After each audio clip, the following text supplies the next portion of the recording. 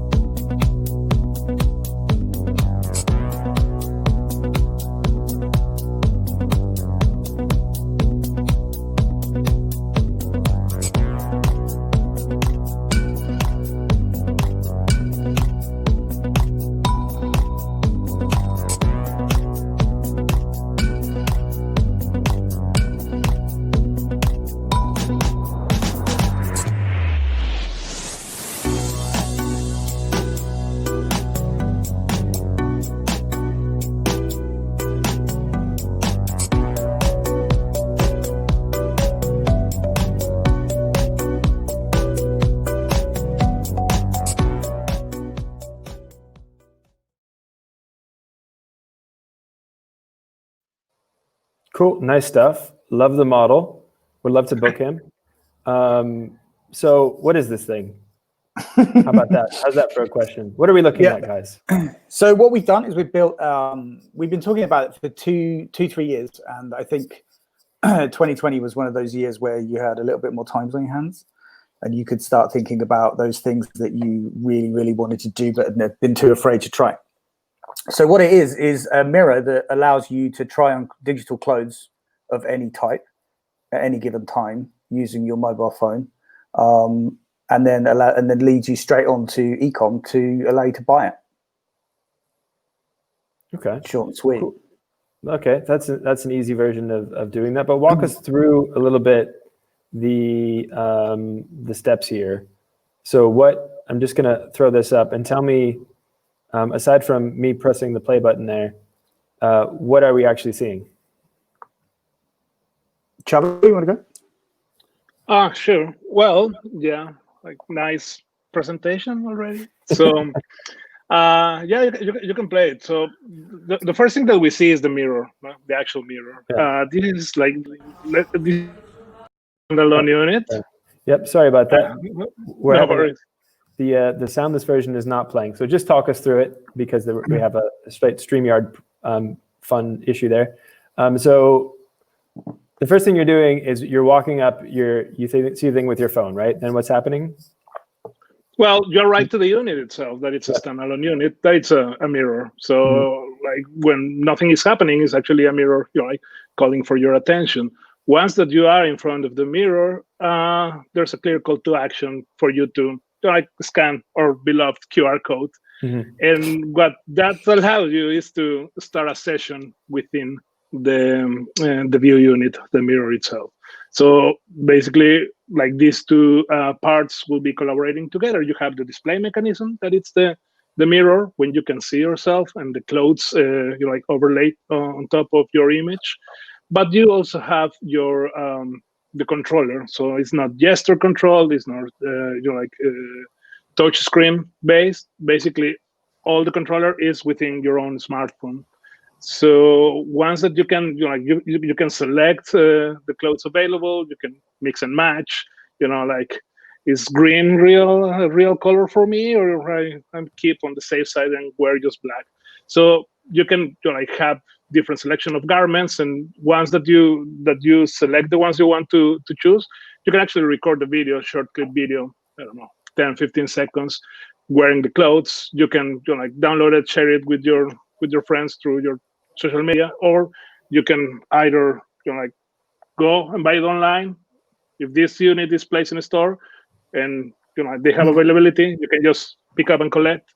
So this is the overall approach of what we are what we watch on that video.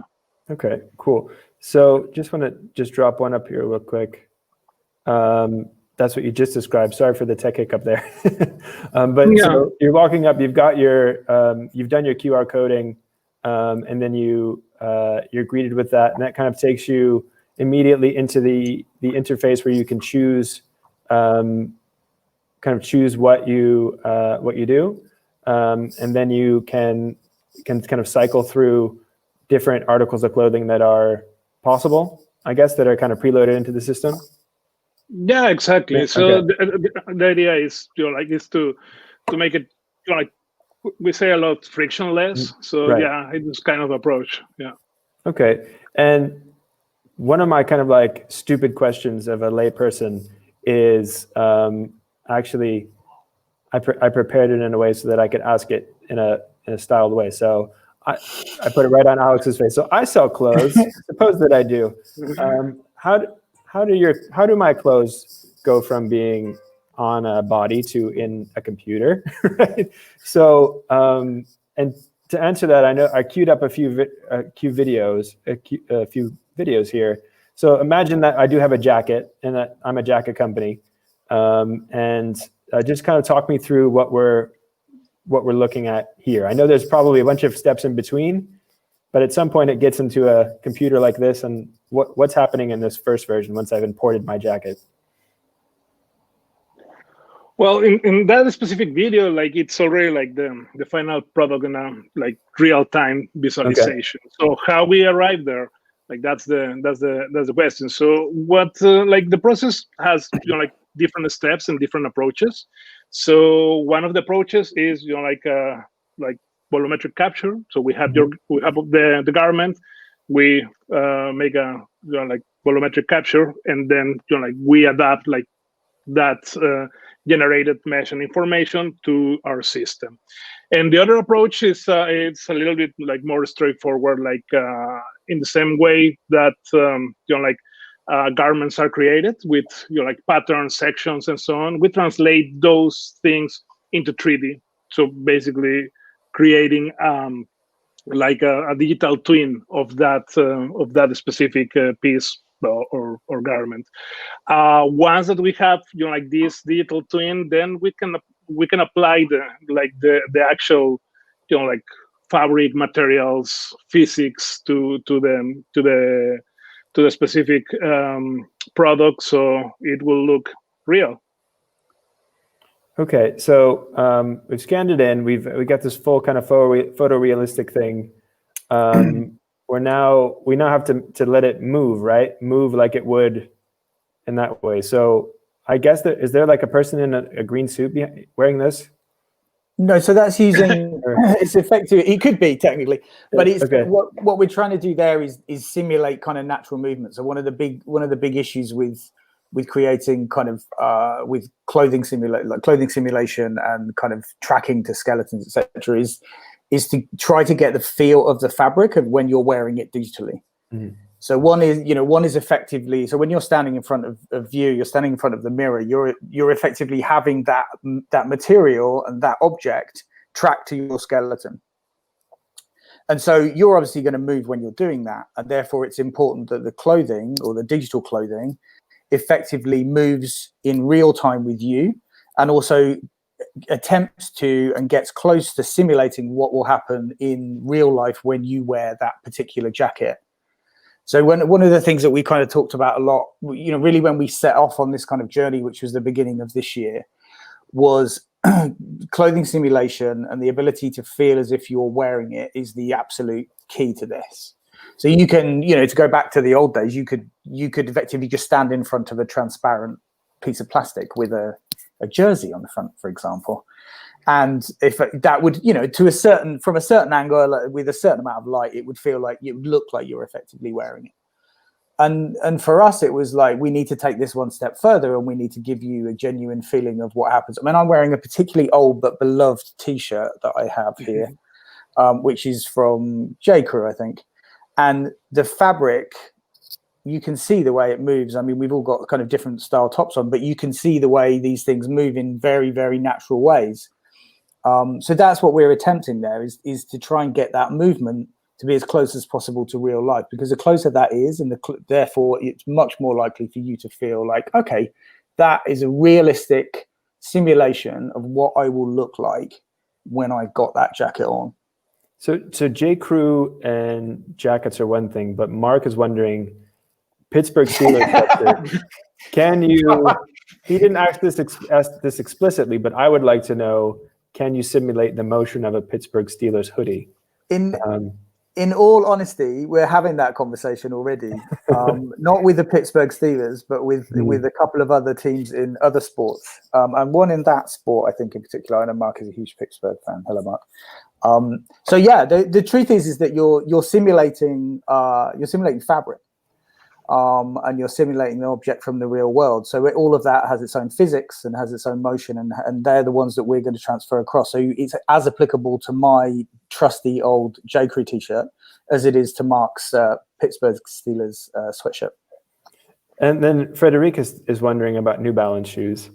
So just to touch on, I mean, joking aside, I think shoes were one of the first things that caught on in AR. And then everything kind of stopped for a while, and now, because those were easy-ish, and then what you're doing is hard. Yes. It's very true. That's the story there. Yeah. I mean, the reality is that, and this is, I think this is an honest summary of it. The mobile phone, the iPhone, Android devices, whatever they are, whatever your affiliation, the truth is they're incredibly useful for certain things when it comes to online retail. So the idea of kind of using web AR going forward, visualizing products in front of you, IKEA furniture, it's incredibly useful. But for clothing, it's not, because it's impossible for you to effectively get a full-scale visualization of yourself, of you actually wearing those items.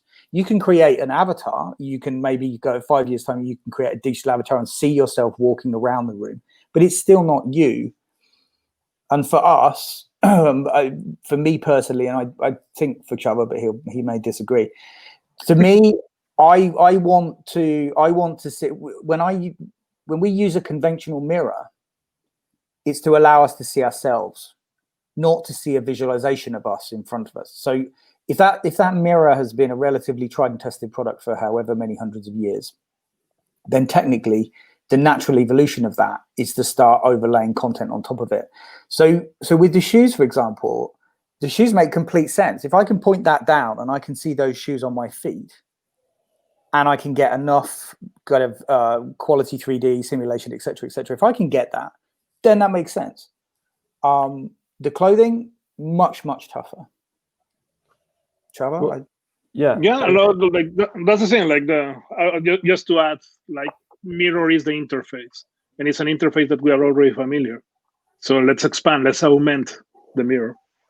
So, and maybe that we're already kind of answering the question that I wanted to ask is what do they actually get out of it? And it sounds like when we were asking what's in it for the consumer, then the answer is that they can essentially do what they always did, which was look in a, like a literal mirror, right? And see themselves with some stuff on top, right? So that sounds, it sounds great. But then I guess when you talk about, obviously this would reduce friction to trying things on, but what kind of friction do you still see even with this, right? So what do they have to do to get to that point? I guess the bigger question is where am I as a consumer first going to encounter the view mirror? Of course, once it goes completely crazy everywhere. Yeah. Well, there's two phases to this for us. And we, again, from the beginning of this year, I mean, the conversation's been going on probably for about 2 years prior to that. One is to begin to install these into retail stores to kind of speed up the idea that you can try on as many different clothes as you want in store and purchase them straight away. The second one is to get this software and this effectively this unit and start to turn media spaces into virtual try-on zones. One of the things that I've to a certain extent been involved in on and off is the idea of you being able to experience a product. I think advertising in its conventional sense is beginning to disappear completely, and I think experiential is the absolute replacement for that. So if you can take something like this and turn your advert on the street into a system that allows you to try on the clothes you're currently advertising in real time and then potentially drive a sale, then that to me makes complete sense. And I think number 3 is ultimately we're looking to have these installed in homes. We're looking to get to the point where this becomes as ubiquitous as the mirror itself. And that's one of the reasons why the actual mirror finish on the front of the unit is there. So it's something that you can use day in, day out. And then as you transition from that, if you decide you then want to move on to shop from, let's say you want to shop from, we're currently not affiliated with these brands, so I can mention them. You want to shop from Zara, you can then immediately go to the Zara channel and you can consume that content and their clothing in real time. You can then switch over to the J.Crew channel, try on that clothing, buy in real time. So we want to get to really what the issue I think is introducing this into the world in the same way that AR is being introduced generally. Is saying to people, this is not something to be afraid of. This enables you to try on more things. It enables you to explore more things from the comfort of your own home or a physical retail space with much less of the friction that you usually get, i.e. having to go there. And when you think about kind of obviously, this year has been a very rocky year for retail in general. And I think if you're a retailer now, you're probably rethinking the square meters that you need to do your physical thing, right? And you would love to do that with less, right? So do you see kind of a natural evolution towards smaller, in the first instance, kind of, a smaller retail space where you have some kind of tactile things happening, but you have some digital stuff, and then an evolution beyond that where physical retail is actually replaced through the in-home, and maybe a stop in between where, you're trying on something like a billboard or a storefront and you don't even set foot, but you did get to go outside, right? So I think there's lots of different future scenarios, but do you see, is this part of your master plan to phase out physical retail announced right here? Or do you feel like there'll always be a place for that? Xava, sorry, go on, because otherwise I'll talk. Well, no, the thing is, like, you are on the right path. So once that we start, to think about the product roadmap and the possibilities, the truth is that, well, like most of the touch points are already there, right? Either in store or at home. like as I always said, like it's the same consumer, right? It's just different touch points. So I think that like the natural evolution is like first is the try it, right? Very specific retail locations that are betting more for technology, for like a new approach of consuming their own goods. Like that's a clear path. Then something that is like scalable and part of like that kind of service that you can like offer to your customers. And if you think on that direction, it could even be the evolution of the loyalty card. So like that's the thing. Like you have your subscription. Like I am the retailer, I send you my like beloved customer my mirror, so you can try before anyone like this new stuff. Like I'm about to launch a new collection. Like you can have a digital first, and then like the way that this creates a new channel of communication with your customers, but also provide you insights in terms of marketing. I think that's a really like expanded version of what we could do with this like building block of a mirror. I mean, I think with you can view it in a way that it's effectively a mobile pop-up store. I mean, the device itself is capable of allowing someone to try on 250 different pieces of clothing in any given time, not at the same time. So I'm trying to think of the film that was in. Come on. You had so much time for R&D. All of his clothes on. You had so much time for R&D. And I think that, sorry? And you had so much time for R&D this year, and you couldn't figure out how to try everything at once. So to me, go ahead. No, I was going to say. So to me, it's kind of if you can bring all of your product into one screen and allow someone to interact with it. And there's been a lot of conversation the past kind of month or so, particularly on LinkedIn, around like understanding that AR isn't the revolution. There are features that are going to get added. What AR represents is transferring the broadcast of what has traditionally been 2D media into 3D media in real time. That's the crux of all of this. And so if you go back to kind of clothing company pipelines, and you think they would basically launch, they would create a pair of trousers, and then they would probably photograph it, and then maybe they'd use a couple of photographs. Now it's got to the point where you've got so much marketing collateral being created for every single product. You've got kind of 4K plus video, you've got various different model runways, walkthroughs, etc., etc. You've now got the beginning to move on to kind of 360. And so we've never had an opportunity. In truth, we've never had this opportunity to be able to try on clothes as an advert, to empower the marketing team and empower the marketing channels with the ability to give the product to someone instantly and let them make a decision on it. And I think in truth, when people like Amazon are beginning to fish around in higher levels of fashion, they are, and I'm sure they're having the intense conversations about it. One of the questions is like, oh, hold on a minute, how do we reduce returns? And how do we get people to try it on and they're more likely to purchase? And if you've got a physical product in a warehouse in Wyoming, and you've got a customer in California who's interested in it, there's a lot of infrastructure that's got to move to be able to get that on the ground. And there's finally a realization now that if you can broadcast 3D, and if you can allow that level of kind of two-way communication and interactivity, then you start to not eat into necessarily just being innovative and different. You start to eat into, hold on a minute, how can we reduce shipping? How can we reduce returns?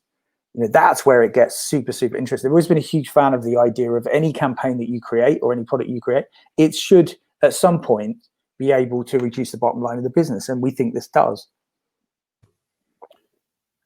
Well, I think you've done a good job of answering what's in it for the retailer. Probably too good of a job of answering what's in it for Amazon. So I don't confess to have Jeff Bezos' ear, but I have a feeling that someone's having this conversation. Right. So, I mean, he's got his game engine running almost, right? He's got, let's not talk about that. That's another, they've got their own podcast. 2020 has been bad enough without knowing how good Amazon are. No, they had a really bad year. Didn't you notice where they only hired about 1 million people in a month? Yeah. He only increased his net worth by about 30 billion, didn't he? Yeah, I should have put that up as a graphic. Yeah, so I mean, just from the retailer side. So just thinking, so Amazon is one thing, but that's one tier, I guess. And Amazon is probably, in a way, both a retailer, a reseller, everything. But if you think of your, I won't name names just probably because I don't even know the right names, but depending on where you are, like a big retail chain that says in the US has, I don't know what big is. Is that 1,000 stores or 200 stores? Yeah. Gap's a good example. Which one? Gap. So walk me through. So I'm at Gap with this now. Walk me through the experience I might have at Gap, right? So normally, okay, let me tell you I have bought things at Gap, just for the record. There you go. It's been a while because they don't have them in Europe where I am today, but or at least in continental Europe. But I walk in. I would usually go for something like this, since it's, I only have three. I have sweatshirts and blazers and jeans, right? I actually, now that I think of it, I would love to virtually try on this blazer, especially because basically my whole life is versions of this tweed blazer in different colors. So if Gap could offer me that, that's usually what I'm looking for. So walk me through a version of the Gap, an experience that I might have where I'm kind of experiencing the best of the tactile Gapness. Plus, I have entered the virtual realm. Like, do I have like 10 different view mirrors? Is there one somewhere? Have you thought about this? Make it real for me. I'm not going to dump Xava in that. I'll answer. I think it's going to be dependent on the brand. I think the Gap's an interesting example because Gap, to a certain extent, J. Crew a little bit is the same in the US, but there's those brands that are kind of utility based.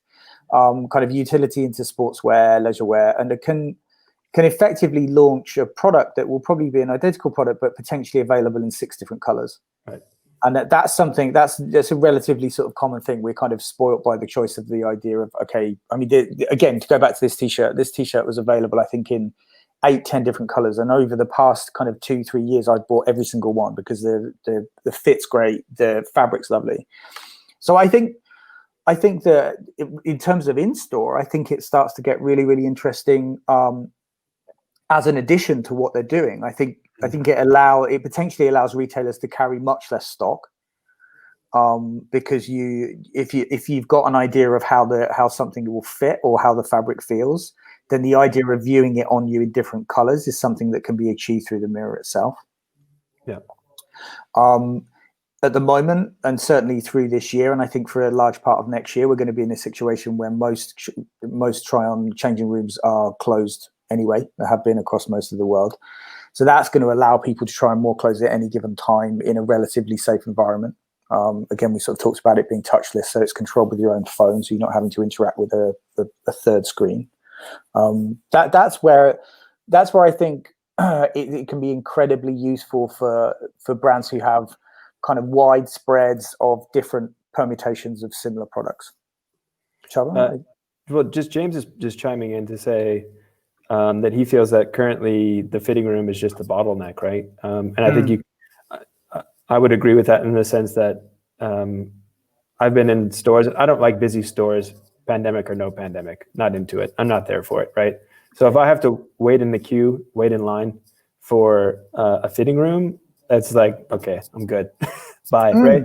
So I think that's not really what the benefit that you're talking about, but I think is one thing, but just the idea that that's an extra step that you have to take, and whether or not you're waiting or not, I mean, it is friction between you and that purchase because something needs to be confirmed in your mind that is right.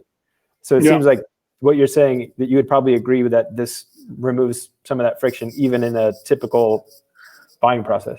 Well, you leave, don't you? The truth is that you, and I think we've talked about this before, but I have been clothes shopping with Xava on several occasions, and you stand there and you think, okay, like I want this, but can I? The truth is can I be bothered to try it on? Ignoring the queues for a second, you think, hold on a minute, I don't know, I'm willing to take the risk. I mean, online is a risk, isn't it? Online shopping by default, especially with a lack of try on, is a risk. you are taking the chance that that brand's going to fit a certain way and it's going to look a certain way when it arrives on you. And I think we said in sessions that 4 or 5 sessions ago, it doesn't give me confidence that a 6'3" male model looks good in it. And I'm at least 6'1". but it doesn't give me confidence, and I think a lot of people agree with that. Yeah, I mean, I think from my own perspective, yeah, it's just it's hard to know. I don't buy anything online either, just because I've had so many issues with just getting the size wrong, to be honest. And then I get it, and then I'm like, oh, is that how big I am or how small I am? Or well, the full act of going to the fitting room in wintertime, just like you have layers of clothes. You go there, you're already sweating when you arrive there. So that's the thing. It's already an investment, right, on time. It is, so like thinking about the kills and actually like talking about lines and bottleneck is really a thing, because then something that it can be really intimate, that is just like undressing in a semi-public space. Right. You get rid of that friction, and like it's more dynamic, it's more casual. Yes, it will. Like, one thing that for me is super clear is that I think that one of the advantages here is that we are not trying to replace anything. So we know we are not assuming that that we can replace the feeling of like actually wearing something, right? We are not trying to disrupt like some like customer process that has been developed during years. Like we want to identify frictions and make it easier for both customers and retailers, I think. So tell me a little bit about, well, I guess if you're a retailer like the Gap or otherwise, you've already invested heavily into the whole digital journey. You've got all your, you've got your whole funnel, you've got your remarketing, you've got your newsletters, you've got a huge tech stack already. So if you think about how that already exists and how people are very wedded to that, like my question is, how does this fit into an existing system? Is it like a plug and play thing? Do I have to start from scratch with this thing, or what do I have to do now to make this work? Well, we've kind of designed it in a way that we want to integrate into their existing e-commerce platform. So we have absolutely no interest in trying to build a completely new e-commerce system for a massive brand like Gap, Zara, whoever, Inditex, whoever they own. So for us, we need to provide the interface and the place that people can try things on. And after that, that's a discussion between the brand and the customer themselves.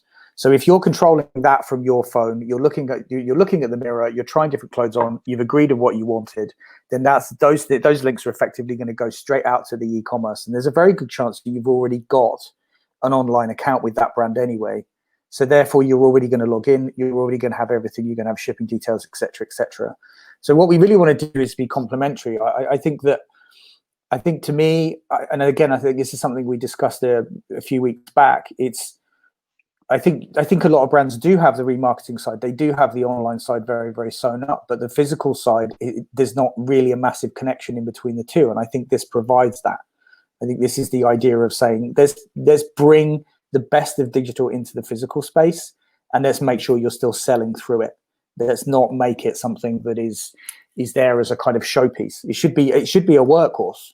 It should be something that does the job and allows you, if you're going to go into a store or you're going to walk past a window or you're going to be at home, you should be able to try on 30 pieces of clothing in the time that it would take you to go to a fitting room and try on 2.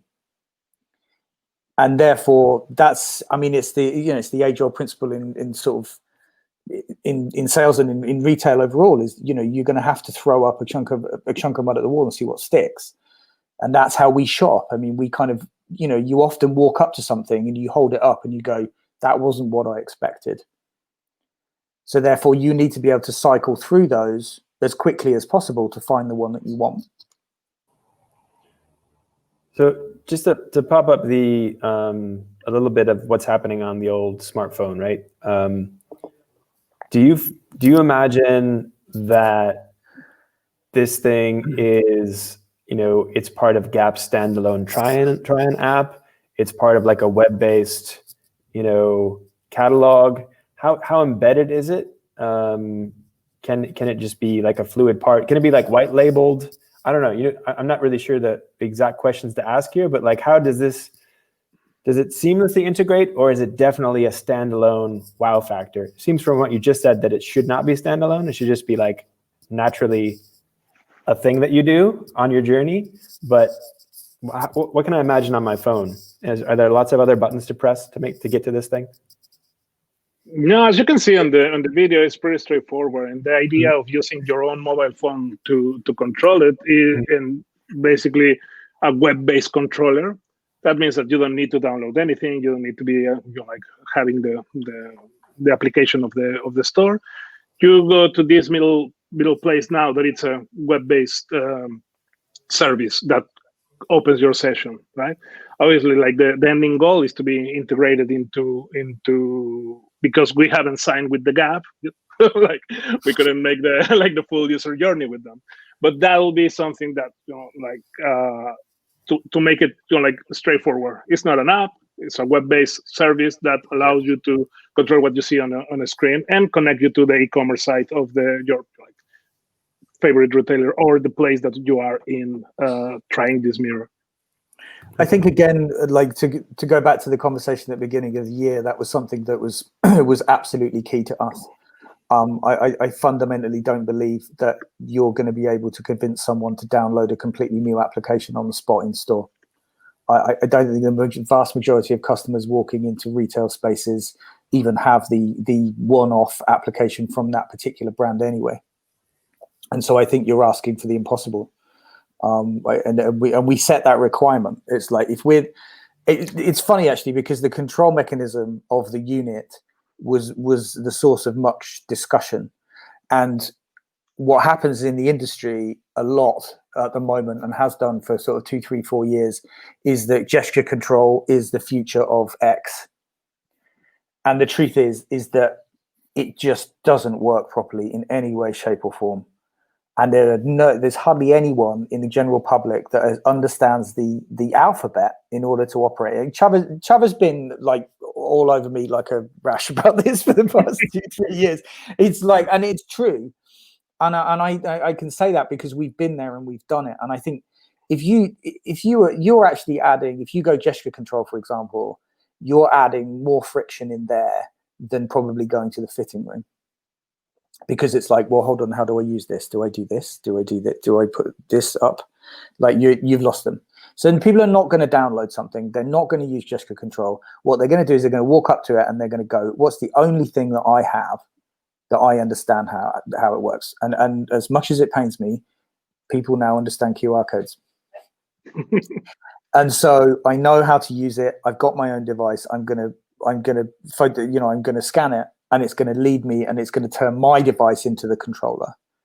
And then actually, Xava kind of designed and oversaw, the UI completely. But I think instead of, I think the one of the things that you could do is turn it into a controller. And I think it was a good move not to. I think it could have had a left button and a right button, and it could have had an up and down, et cetera, et cetera. But instead, what these guys did was say, you know what, like this needs to be a shopping space. All I need to do is know how to switch between these clothes. That's all I need to do. But it needs to feel comfortable when I look at it.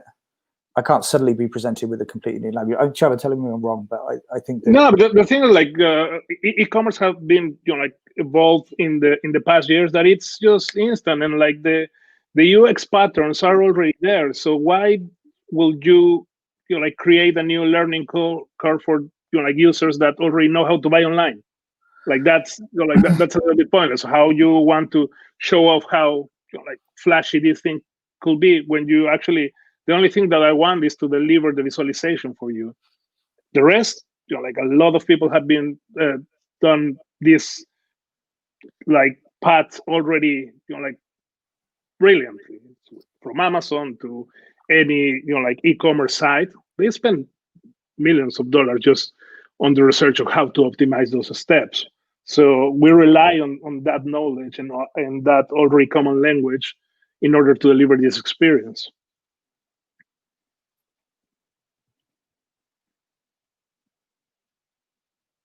I do recall one app, a wildly popular one with a very simple interface of swiping left or swiping right. Yeah, I've never been there. And I mean, I've never used it either, but it has been wildly successful, probably for the reason that it does one thing, and it moves from one, I guess, one item to the next very fluidly.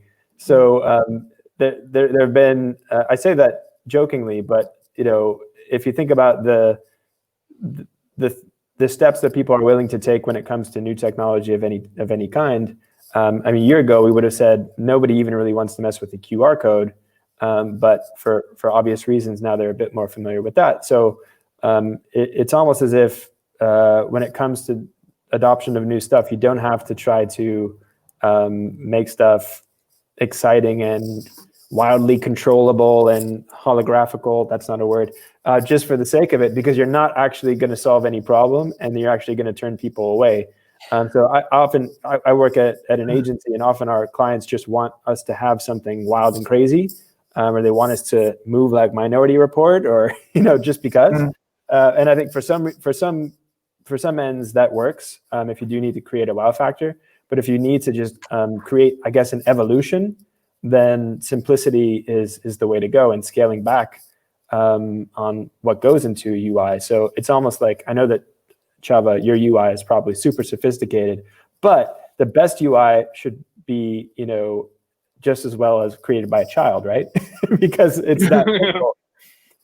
So it's kind of like a It's kind of it's like about one of the things that happens again in the industry a little bit is that people tend to design for the other people in the industry. Mm-hmm. So it's the sharing of examples or how things work. From a technical standpoint, things like gesture control or sort of user interfaces can be really, really interesting. But much like the QR code, I mean, the QR code's been around for I don't know. I mean, in terms of its usage, you're kind of 10 years in terms of knowledge.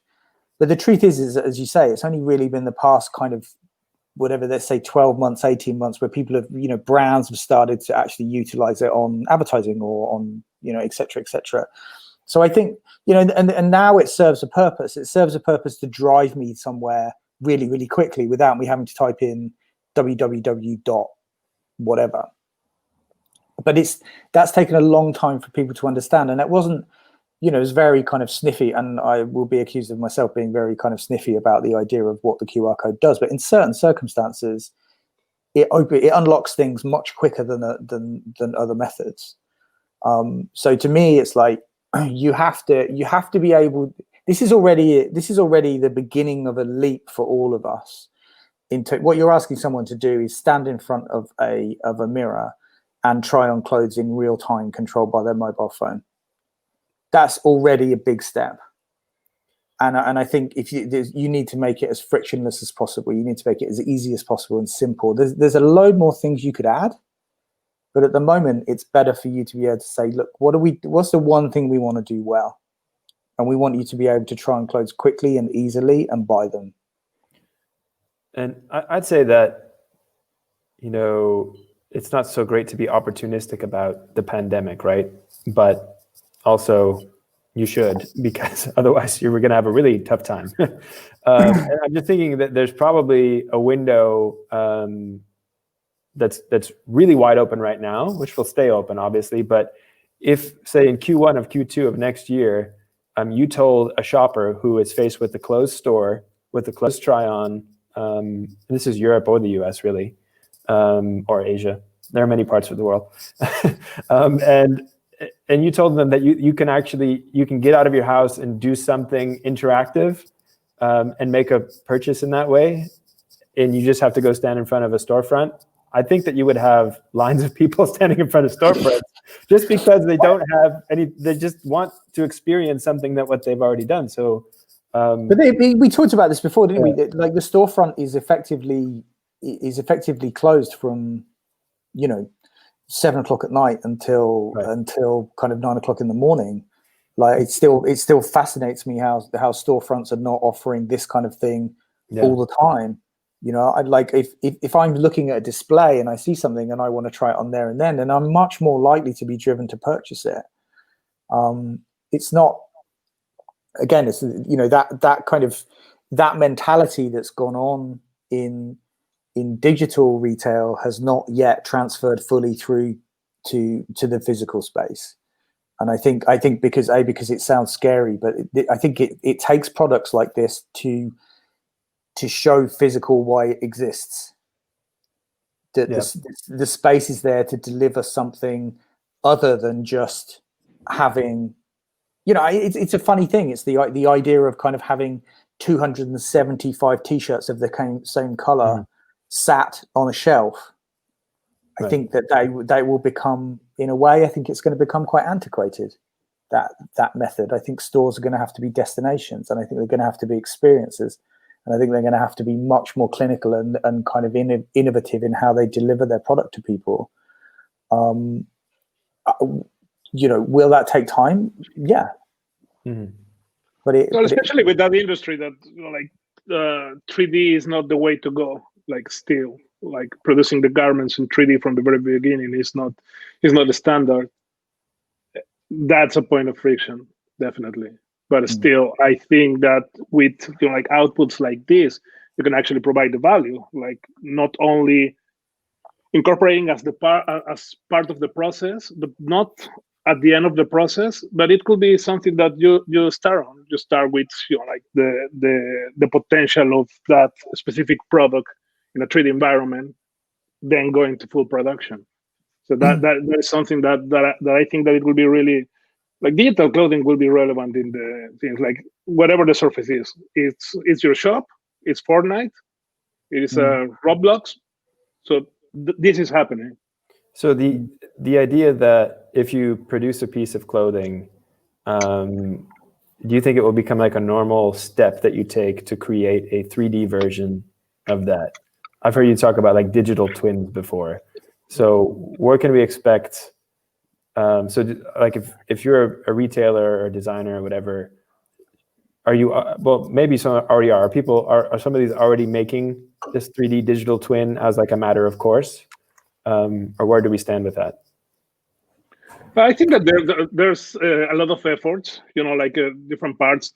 There's, you know, like of course there's brands and garments that part of the object itself is part of the legacy, and that needs to be you know, like taken care of, right?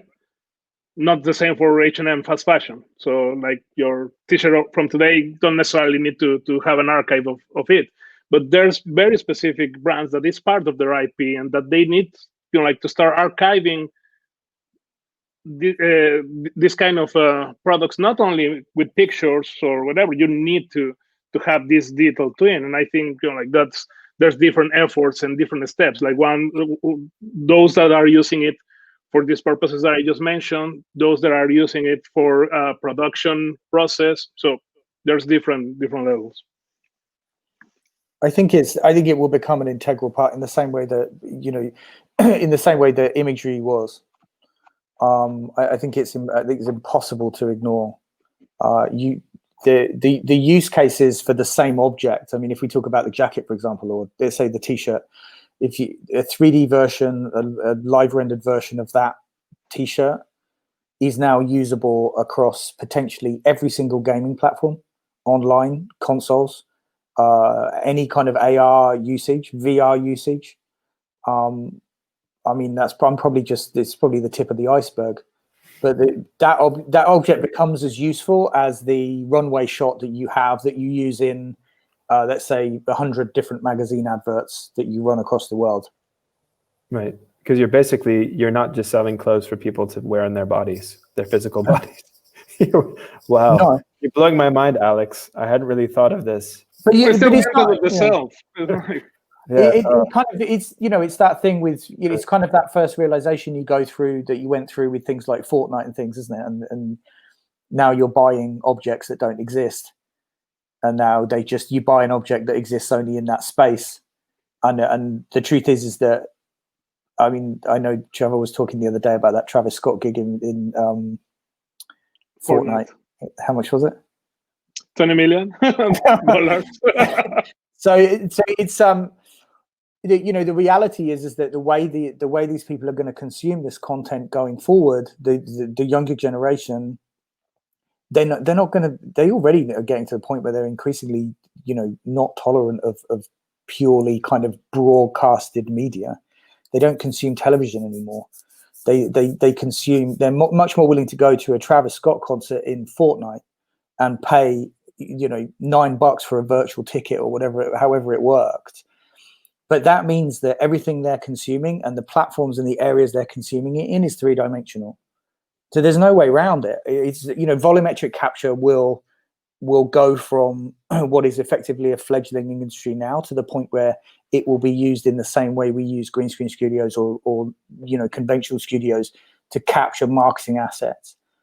We talked about it for years had meetings with various entertainment companies, and one of the discussions has been like, why when you're producing, let's say, a film with animated characters in it, why are they not being released in that format too? Because they're by definition actually a 3-dimensional object, and yeah, everything that's promoting it is 2-dimensional. And so you're losing this beautiful part of this thing, and it's not getting broadcast out. And fashion's going to experience the same point. It'll be the only place to buy clothes will be in it'll be like Fortnite or WeChat. Do we need clothes anymore? That's the big $1 question. Right now, it's very possible that what we're wearing are digital versions of our clothes. We wouldn't know the difference, would we? Isn't it? I really hope this year is a simulation. So no, this is very real. So I'm touching a chair next to me. I feel that I'm real, but that's what I would think in a simulation, right, Elon? Exactly. It's working. Don't make sure Elon in this room. So I think that it's a question of when you get to that point where you trust that new delivery mechanism. So if that's a 3D clothing try-on, or if that's a 3D avatar that you see of yourself or of someone else, if you trust that to be a fair representation of what that object is, then you're going to use it to buy. Right. In the same way that you trust the fact that a color photo of a model wearing that blue t-shirt is a fair representation of that product. And if you've got over that, you're immediately done. And it will. I mean, and I think I can't remember what was it. Balenciaga this couple of weeks ago. Yeah. Just had their first kind of effectively 3-dimensional launch, mainly because of COVID. I think mainly because of the idea of not being able to all go to Paris and hang out and go, hey. But I think that I don't think that will disappear now. And in order for them to do that, they had to 3Dize all of their products. And that was, to me, that was a big flag in the sand. That was like, okay, you know what? Like, this industry is capable of doing it. It just needs to understand how it's going to use that platform to sell. Right. They needed to. So it sounds like what we've done here, and just to, I think we're just about at time, but like to kind of encapsulate where we are with this technology. I mean, obviously there seems to be this natural shift that's going to happen towards 3Diizing the clothes that we wear, and then wearing them in different ways that we wore them before and in different environments. And if we perceive them as valuable, not only as things that we wear in our bodies, but valuable in, even in virtual environments, where what we're looking for there is not the feeling on our bodies, but the reaction we get from our peers, right? To be validated that and that's what fashion is about. Otherwise, we would just all wear rags because that's all we need. So obviously there's more to it than that. So there just, it seems like natural evolution, probably bolstered by the current pandemic. We're looking at retail outlets looking to maximize their space, maybe even retail outlets that don't exist as bricks and mortar in the way that they used to because they had to close 100 stores. So it seems like there was always this gap that needed to be filled. And really cool that you guys have taken a first step in doing that and bringing it closer to just regular ass people like me.